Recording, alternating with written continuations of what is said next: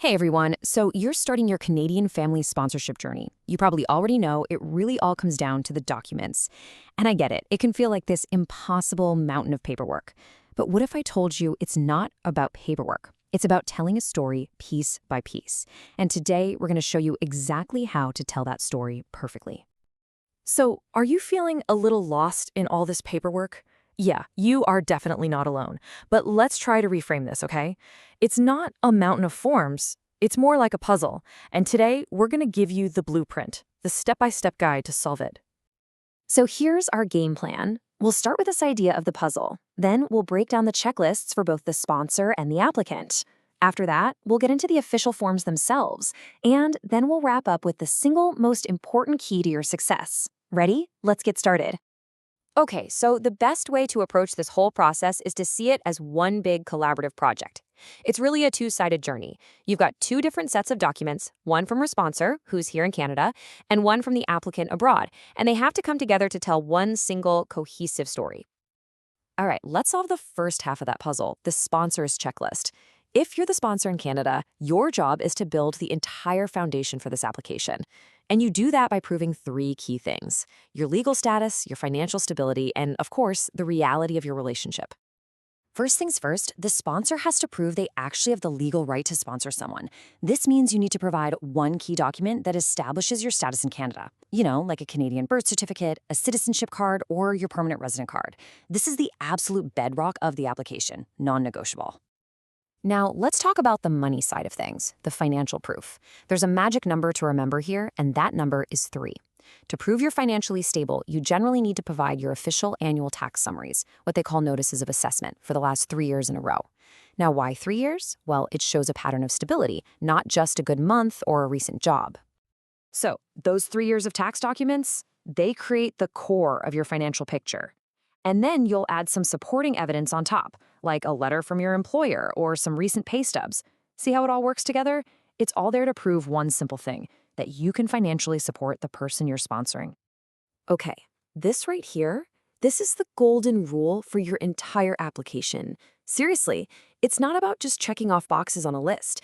Every single document from both of you has to line up to tell one clear, consistent story. Trust me, that's what the immigration officers are looking for above all else. Now, to prove the relationship from the sponsor side, you're providing the official, legally binding stuff. This could be your marriage certificate, or if you're common law, it's evidence like a shared lease or joint bank accounts. This is the hard, formal proof, the black and white evidence. Okay, let's switch gears and move to the applicant's role. We're going to see how their documents complete the other half of this whole story. Their documents are all about proving who they are, detailing their background, and adding that really important personal side to all the relationship evidence. For the applicant, the foundation is all about their identity documents. That means their birth certificate and any official papers about their civil status. And, of course, their passport is crucial.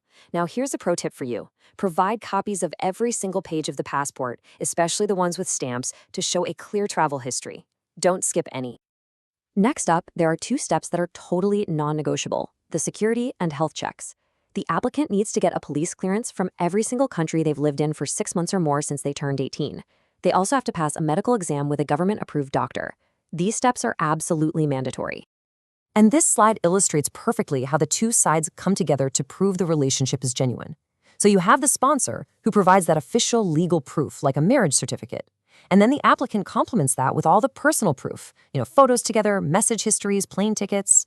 One side is the legal fact, the other is the lived reality.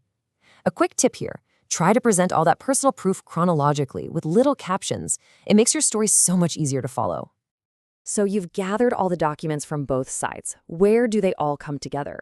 They merge in the official government forms. You should think of these forms as the central hub where your entire story, all your evidence, is formally presented to the immigration officials.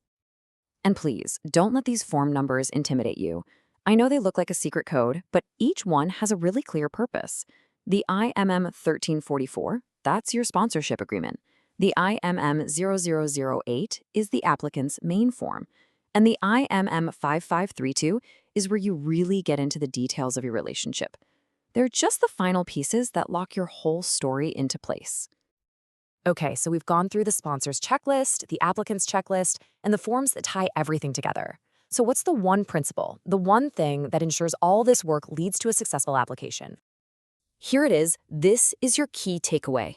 A successful application isn't just about having every single document. It's about how you present them. Perfect organization that tells a simple, clear, and consistent story, that is what's going to make all the difference for the officer who's reviewing your file. That is your key to success. And that brings us to our final and maybe the most important question. Don't just ask yourself, do I have everything on the checklist? Ask yourself this instead. My documents are ready, but is my story clear? Answering that question honestly, well, that's going to make all the difference in the world.